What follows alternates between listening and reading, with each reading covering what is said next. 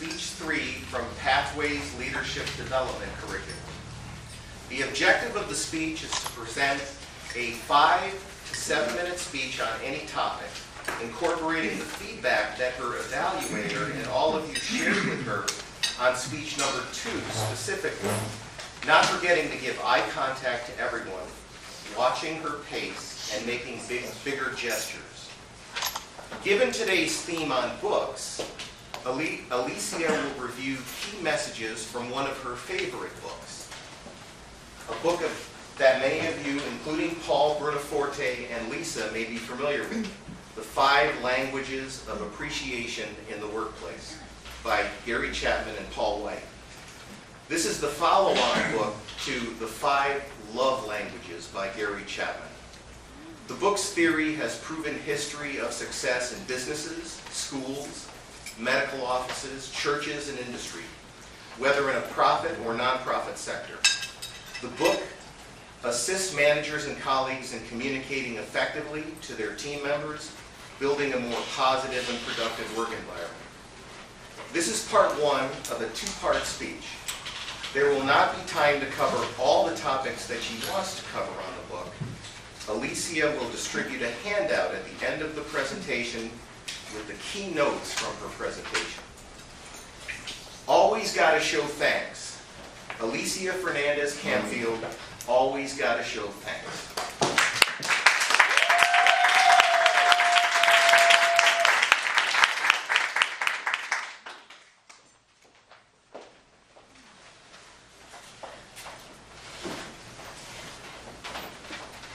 Fellow Toastmasters and all the honored guests we have today, how many of you believe that it's appropriate to show love at work?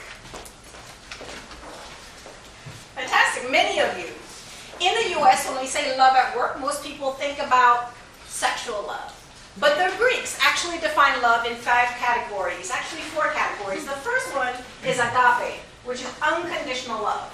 It's the love that my fat, beautiful bulldog Rudy gives me every day. So long as I have food for him. The second one is philia, which is brotherly love. It's love that has caring and affection with it.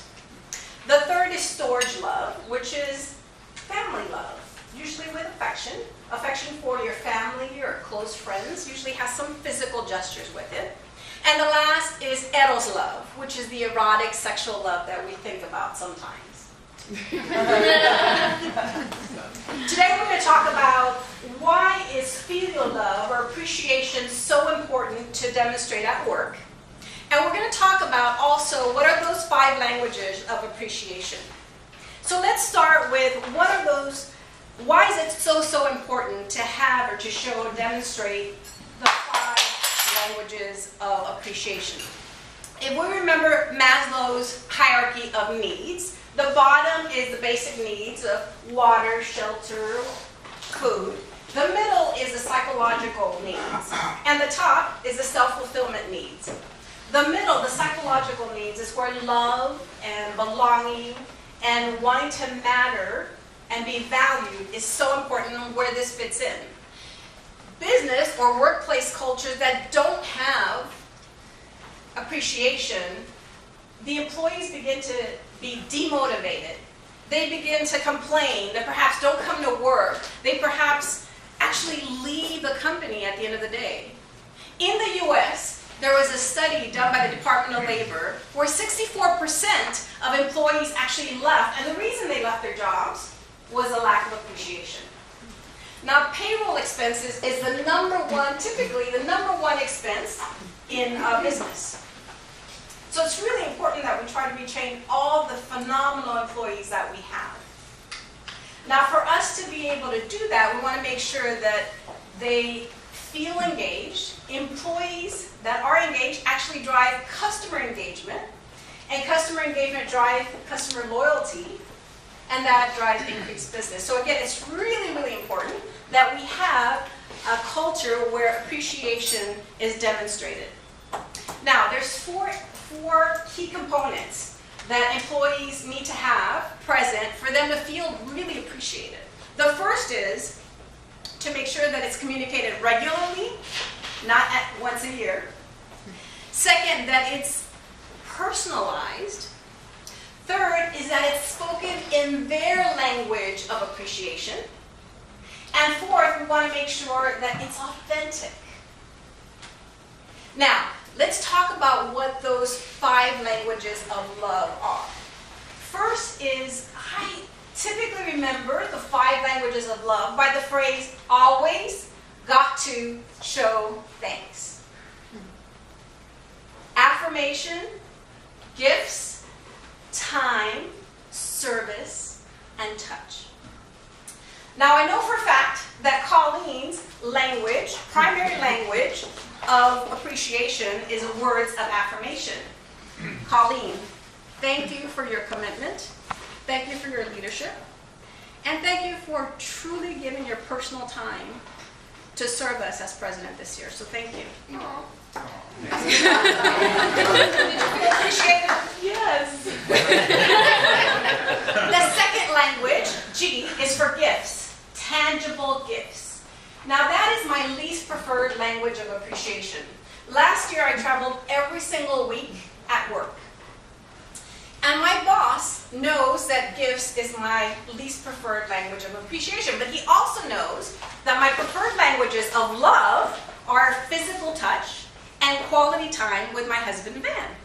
So what he did is he flew Van to come visit me for my birthday to California, and he also paid for a very nice dinner for both of us to go to on my birthday evening. I felt so appreciated and valued because he did exactly what was perfect for me. The third language of appreciation is time, quality time. Spending that quality time with your employees, giving them your undivided attention during that one-on-one time. Fourth is the act of service. And this is where true servant leaders shine, because it's about asking if someone needs help, making sure you commit to that help, and actually acting on that help.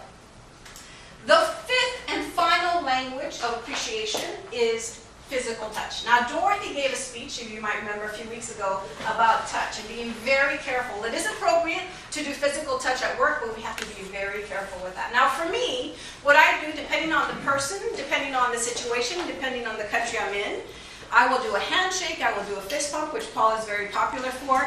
I will pat on the back, I will hug, I will high five. I can tell you that recently I was trying to give appreciation for a gentleman.